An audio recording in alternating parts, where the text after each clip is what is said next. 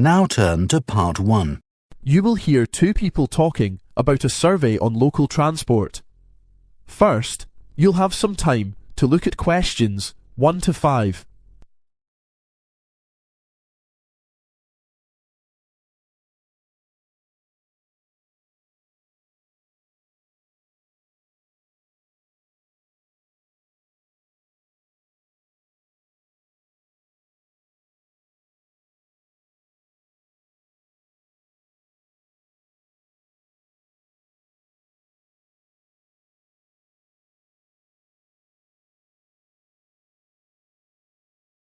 Now listen carefully and answer questions 1 to 5. Hello. Oh, hello. My name's Sue Brown. I'm a second-year student. I'm doing business studies. I've got an assignment to do for my marketing course, and I was wondering if you could help me. It's about transport, and I have to interview a few people about their local transport system. Okay. I'm sorry to call you at dinner time, but I really find it difficult to get time to do this. No, that's fine, as long as it doesn't take long. No. It won't take long at all. So, first of all, can I just check a few details about you? Sure. Okay. If I can just start by taking your name. It's Martin, isn't it? Yes, that's right. Martin. Could you give me your full name, please?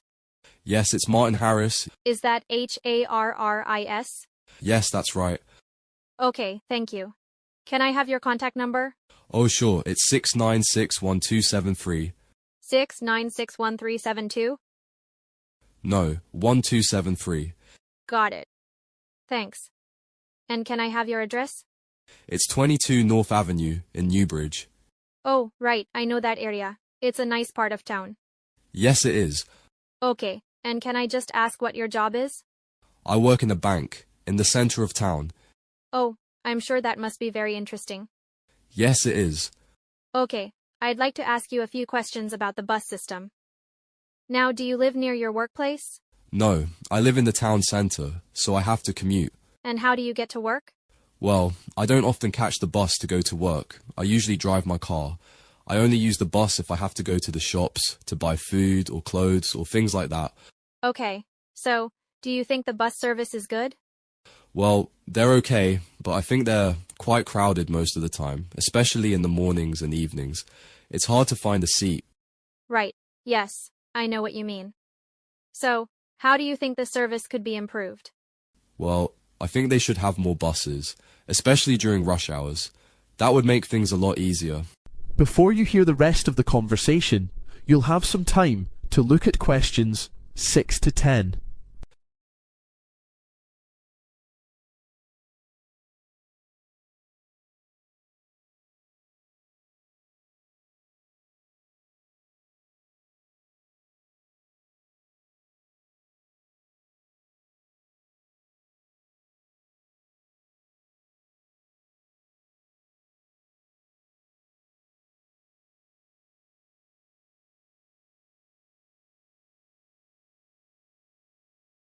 Now listen and answer questions 6 to 10.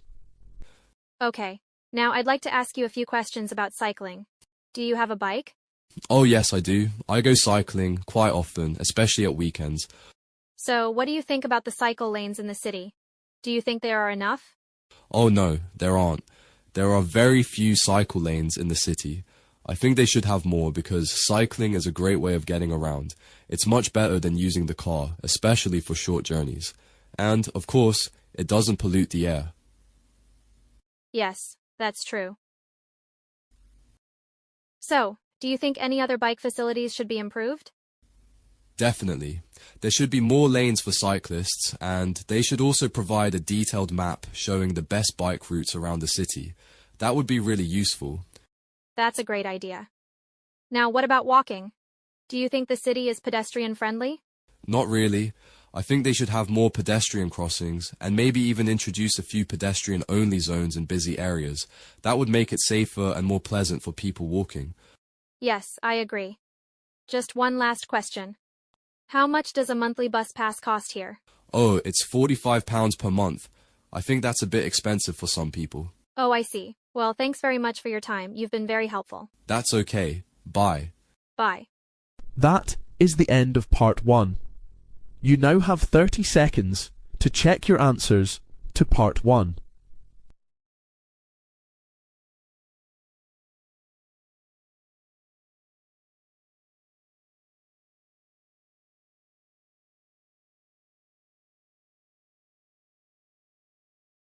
Part 2. You will hear a woman giving a talk about the evolution of automobiles, their impact on urban life and the environment, and potential solutions to reduce car dependency.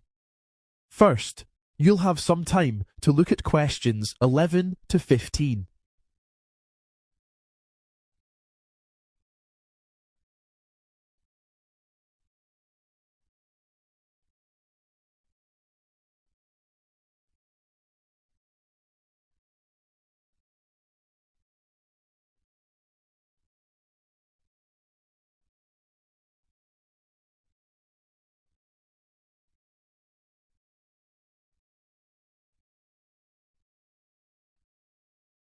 Now listen carefully and answer questions 11 to 15. Welcome to today's discussion on one of the most significant innovations in human history, the motor car. But before we dive into that, let's go back even further. The invention of the wheel was a major shift in how transportation functioned, enabling the creation of carts and wagons. It revolutionized the way goods and people were moved, and was undoubtedly a groundbreaking advancement many centuries ago.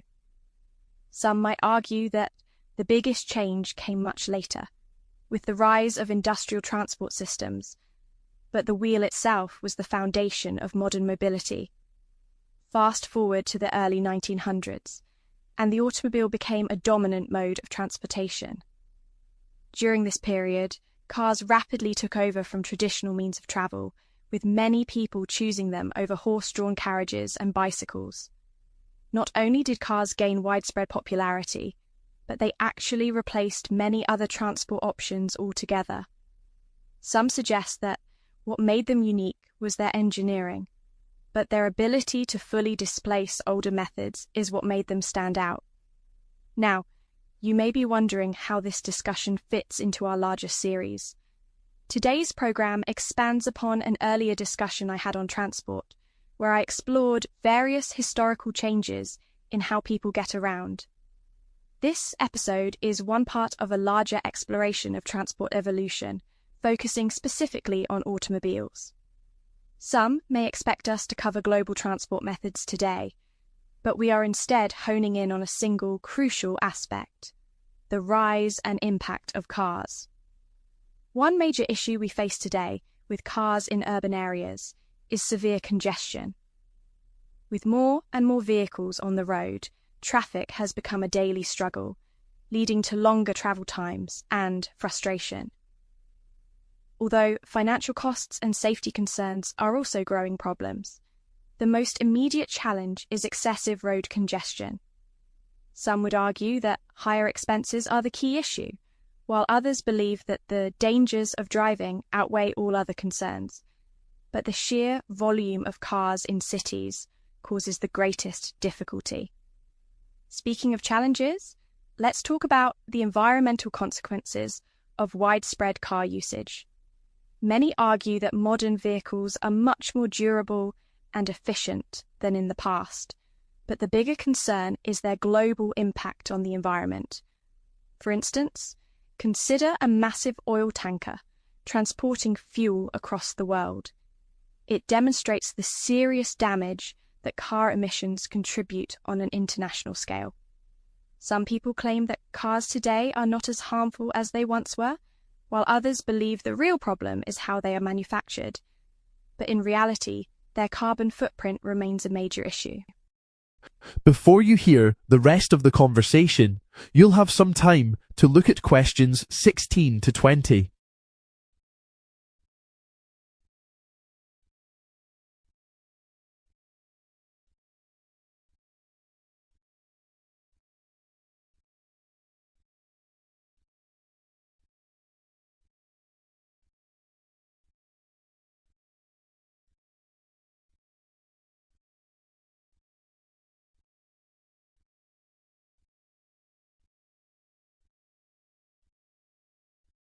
Now listen and answer questions 16 to 20.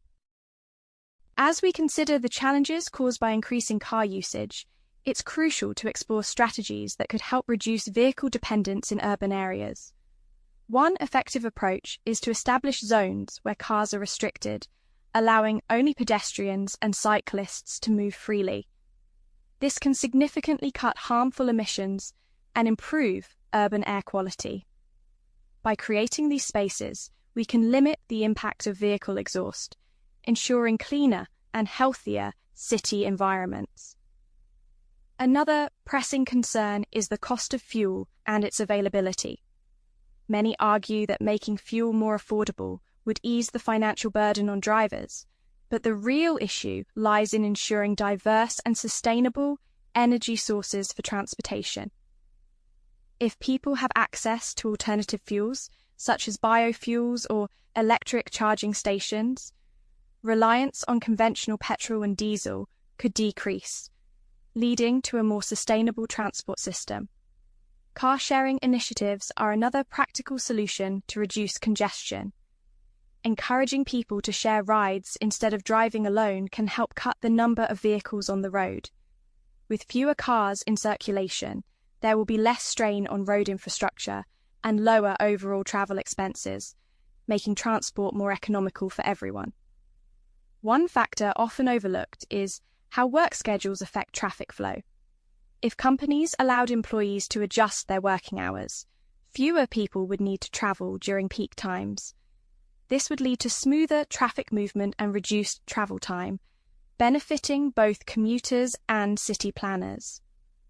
By spreading out road usage throughout the day, we can create a more efficient and less stressful urban transport system. Finally, enhancing public transportation networks is essential for reducing reliance on personal vehicles. Expanding and upgrading bus and train services, making them more reliable and comfortable, would encourage people to use them more frequently. Additionally, addressing noise pollution caused by heavy traffic can make public transport a more pleasant alternative, attracting even more users and easing congestion further. By implementing these measures, cities can take meaningful steps toward a more sustainable and efficient transportation system, benefiting both people and the environment. That is the end of part 2. You now have 30 seconds to check your answers to part 2.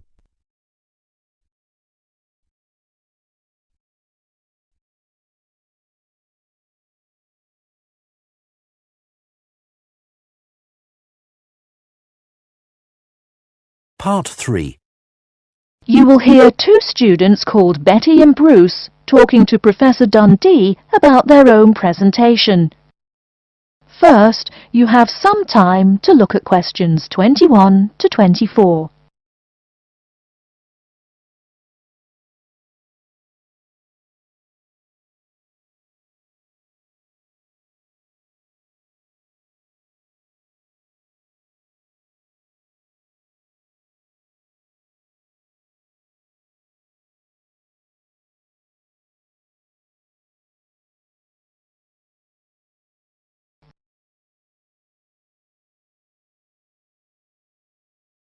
Now, listen carefully and answer questions 21 to 24. Come in. Professor Dundee, we're ready to make our presentation. Oh, yes. I did say 1 o'clock, didn't I? Please, sit down. So, who goes first? Bruce? Or you, Betty? I guess I could. Bruce is always a little shy. Not after he's had a lager for lunch, eh, Bruce? Ha ha! No, Betty really should go first. Okay, well, I'm reporting on the effects of different marketing strategies on the cheese and oil markets. Different strategies obviously affect the sales volume differently. I looked at the sales in 2 countries, New Zealand and Colombia. And what did you find? Pray tell. Well, in New Zealand, the sales of both oil and cheese have declined pretty steadily, and in fact the sales have decreased more quickly than the population. On the other hand, in Colombia, the volume of sales for both products has remained the same. Wait, So you said sales in New Zealand have been going down? Correct. Suppliers have introduced 2 new upscale brands of each product, which are a bit expensive but very tasty. The big ad agencies are trying out a new series of ads that shift the focus from health to great taste. They think that will get sales moving up in New Zealand, where the population is less affluent and generally less health conscious. Brilliant. Thank you. And Bruce? Yeah. My report is about chocolate sales in Italy and Germany. The 2 countries' marketers have found out that you have to market chocolate differently in each country. For example, in Italy, Kostig, the most expensive brand, pays shop owners to put the candy just about knee-high for an adult. I don't see. For little kids, that's about eye level. That bright red candy is the first one they see, so they buy it. Even better, they start telling their moms to buy it too. So, you mean... Well, I mean, in Italy, if you locate your product at the right location of shelves, sales do great. They say it doesn't matter much what brand of chocolate you're selling. As for Germany, das Land der Schokolade. Huh? That's German. It means the land of chocolate. Germans love the stuff, so people make a joke and call Germany that. Oh, right. So, you were saying? Well, like you pointed out, Germans love chocolate, but they're thrifty. For a long time, the biggest selling brand was Schmutzig, mostly because it was the second cheapest, but didn't taste too bad. Before you hear the rest of the talk, you have some time to look at questions 25 to 30.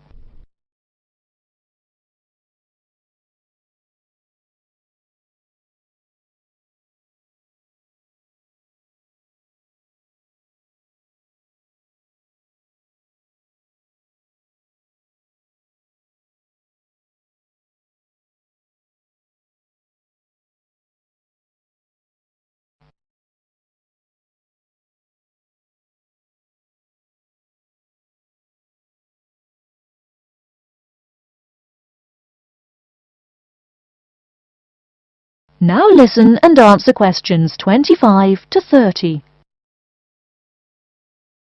Again, brilliant. A pretty good job, both of you.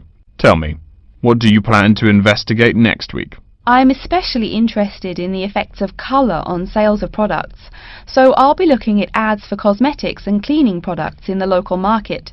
You know, like the distinct orange colour of Mr. Muscle, lavatory cleaning products. And you, Bruce? I'm focusing on the effects of different containers on sales of cookies, so I'm going to look into packaging for cookies and how the materials they use will affect the image, and in turn, sales.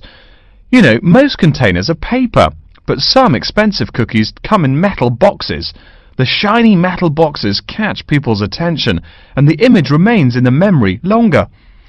Well, it sounds like you two are all set. But as always in this course, I urge you both to pay much more attention to the advertisement extensions. That's often the key. All right? Any questions for me before you go? No, I think I'm all set. Thanks. Me too. Thanks, Professor Dundee. See you later. That is the end of section 3. You now have half a minute to check your answers.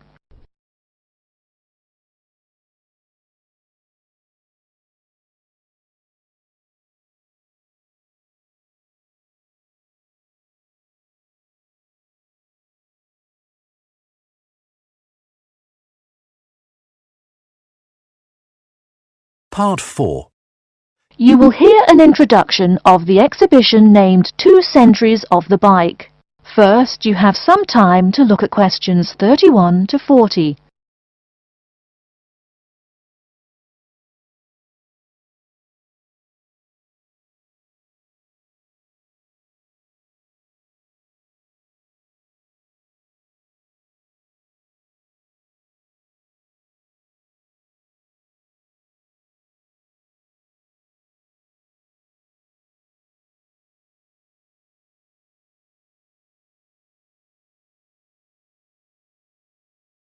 Now listen carefully and answer questions 31 to 40. Good afternoon, ladies and gentlemen. I'd like to take this opportunity to welcome you to our exhibition, 2 Centuries of the Bike. Let's stroll around the exhibition, shall we? Although there were a few early efforts back in the 1700s, you didn't really see many bikes till, say, the 1830s in England. Bikes were a response to the rapid growth of cities early in the 19th century. Cities like London were getting too big to walk across. The early bike let people travel with less effort than walking. Plus, a bike was a lot cheaper than a horse. Think of it. No one invented a bike for, 5,000 years of human history. Why did people do it then? Probably because this was the start of the machine age. People wanted machines to do all the work. There were some drawbacks, however. For one thing, there were no pedals. You simply pushed yourself along using your feet, kind of like today's skateboard. That meant you went fairly slow, and uphill you actually worked harder, pushing that two-wheeler. Plus, the wheels were made of wood covered with metal, as you can see from this model. So the downside was that the ride was quite uncomfortable on most roads. Only a few gadget lovers had or used them. By the 1860s, though, improvements were being made. As you can see from this specimen, metal frames had become the rule. They are more durable than wood, and they don't warp in the rain. The biggest improvement, however, was the development of the chain and sprocket system. They are connected. This meant you did not push the bike. You used pedals, just like today. You had to try harder to balance, so it took some practice to figure out how to use the pedals. But it made the ride so much easier. As a result, the good thing was that you could ride a lot more smoothly and with very little effort. By the 1880s, another big change was the use of rubber wheels. These became pretty common at that time. Though the first ones were solid rubber, the ride was a good deal more comfortable than the old iron and wood system. This is a big consideration, because the faster you go, the more you feel every bump. Air-filled tyres, pneumatic tyres, didn't really come into use till around the year 1900, as you can see from this exhibition over here. That made the ride even more comfortable. So by 1890 or so, people were going a lot faster and a lot more smoothly. There was one problem when you were going quickly and comfortably. Oh no, how do I stop? Yes, we all laugh now, but for a long time the only way to stop was to drag your feet. That didn't work very well, and it would be dangerous if you were going fast. In the crowded cities of those years, New York, Chicago and so on, you would get killed if you couldn't stop for, say, a streetcar. Plus, look at this bike. The front wheel is nearly 1 meter and 2/3 tall. They made them that way so you could see over people and wagons, but you couldn't drag your feet. This model is called a velocipede, a speed pedal. Another characteristic of the bike in this period is that it has 2 equal-sized wheels, which signalled a big change in bikes. For with the velocipede, brakes appeared. If you wanted to stop, you just pushed the pedal backwards. Doing that stopped the back wheel of the bike. This technique worked a lot better than dragging your feet or jumping off the high seat there. This meant that bikes became a great deal safer. It would have been safer if people wore helmets, but the first bicycle helmet wasn't invented until years later, and even then it was little more than a leather ball cap. It really wasn't until the 1970s that the bike helmet was modified to provide some real protection. Before continuing on to look at developments since the 1890s, let's say a word more about safety. Everyone knows if you're going downhill, you can get going dangerously fast. To go more than 100 kilometers an hour isn't all that difficult, but even on level ground, it's easy to go too quickly. On a city street, today's bicycles can be ridden at a speed of over 40 miles an hour over a short distance. That's about 64 kilometers an hour. Remember, you're on a bike, not in a car. There's nothing to protect you. People are killed in single bicycle accidents every day, just from hitting the road. A good rule to remember is, if you're going faster than the cars, slow down. And please wear a helmet. Nearly 1/4 of the epilepsy cases come from head injuries in accidents on bikes and motorcycles. I don't mean to scare you, but safety is everyone's business. What? Now that's a good question. Why are today's bikes so much faster? Well, it's not just that today's athletes are faster. The answer is partly mechanical. If you look closely here at the back wheel, you'll see a number of gears. Changing gears is what makes those fast speeds possible. You can shift gears depending on the terrain and how hard you wish to pedal. So you can put it on a higher gear for downhill and a lower gear for uphill travel to make it easier to climb that slope. You'll notice this gear shifting mechanism is attached to the back wheel, and when the rider shifts on the handlebar gear shifter, the chain moves to the appropriate sprocket. And, speaking of changing gears, let's look over here at our Tour de France exhibit. That is the end of Part 4. You now have 30 seconds to check your answers to Part 4.